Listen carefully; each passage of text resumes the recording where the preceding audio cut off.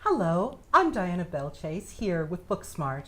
Welcome to another episode. I'm so pleased today to have with me Rita nominee Pintip Dunn. Pintip, thank you so much for being here today. Thank you for having me. It's really great to be here. Pintip has written the most wonderful book called Forget Tomorrow. You are a very interesting person. Not only did you graduate magna cum laude from Yale, from Harvard. Yes. You go on to Yale Law School, you become the mother of 3, and you decide to become a YA author in your spare time while having a baby at home, which means you have no spare time at all. Tell me, how do you do this? Well, it's not quite a decision like you said. I've actually always wanted to be a writer ever since I was 6 years old, and it's been a passion of mine, and it's been something that I would do in my spare moments. And so when I was a lawyer, that meant waking up 2 hours early to write before work. Then for a while it was writing after the kids go to bed, getting up an hour early, and so I would fit it in. But now that the 2 big kids are in school, it's been a lot easier. Well, it's a wonderful book, and it's a YA book. Why YA? It's interesting. At first, it took me a while to find the genre of my heart. I started out. What YA is first. YA, it's young adult. It features a teenage protagonist. But the readers range from, half are probably teens and the other half are adults. And so the stories all center around these teens trying to find out who they are as a person. And how I came to it was a few years ago, I read the book Hunger Games. And I never really read any YA before this point because, when I was a teen myself, the genre didn't really exist. So I went straight from middle grade books to adult books. But then when I read The Hunger Games, I knew immediately that this was the genre that I needed to write in. This was my home. It's just, the voice resonated, the journey of a young person finding herself or himself. So that's why I decided to write YA books. And now, let's see, I'm on my 5th one right now, so 5 books later. I don't think I will be leaving this genre anytime soon. Well, I don't think you should leave the genre because you do it so well. This book is absolutely gripping. If you like dystopian fiction, which means this other reality where things don't go right and the world has a great deal of problems, well then Pintip is the author for you. Pintip, please tell us more about what this book is about. Sure. So this book is about a future world where memories can be sent to your younger self. So everyone, when they turn 17, receives a vision sent to them by their future selves. And so my protagonist is a girl who loves her younger sister very, very much, and her main goal in life is to protect her sister.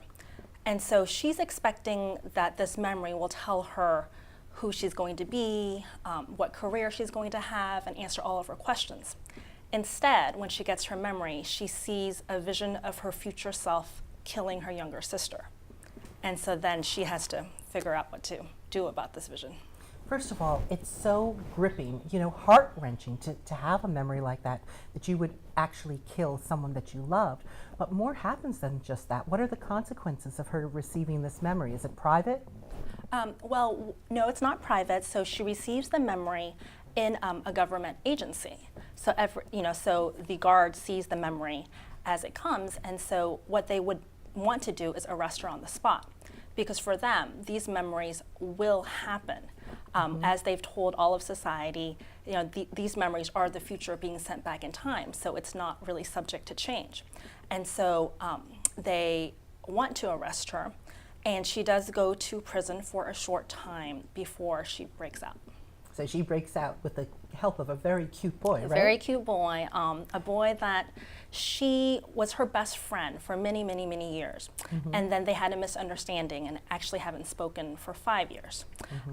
So then he comes back into her life and helps her break out, and they learn about each other once again and fall in love once again. Oh, it's a wonderful story. I'm so glad you're here to share it with us and to have more readers get to know your work. How is the book doing in sales? It's doing great. It came out in November, so it's been out about 6 months now. It's also sold in 3 foreign countries, France, Brazil, and Turkey. It's already out in France, and from what I hear, it's also doing very well in France. Well, I think it's wonderful that your books are in France because don't you have your kids in the French immersion school? Yes. So my husband's family is French, and my 2 older kids go to Sligo Creek Elementary School, which is the French immersion school over in Silver Spring. And tell me, the fact that you have a connection with a family being French, did that help this get into France? It didn't help because they actually had no knowledge of that when it was sold. But it's really great for me. All of my French family living in France can now read it. My kids and their friends can choose to read it either in French or in English. Aww. And so it's just very special for me to be in that country. That's wonderful. Now, what's your next book? It's a book called The Darkest Lie, and this book comes out on June 28. It's a very different kind of story. While Forget Tomorrow is a science fiction, The Darkest Lie is a contemporary thriller in the young adult genre as well. And what this book is about is a girl's mother committed suicide 6 months ago after she was accused of having sex with a high school student.